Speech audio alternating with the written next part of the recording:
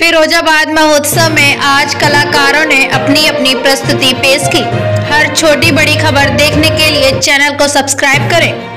खबरों एवं विज्ञापन हेतु संपर्क करें मोबाइल नंबर 8923819661।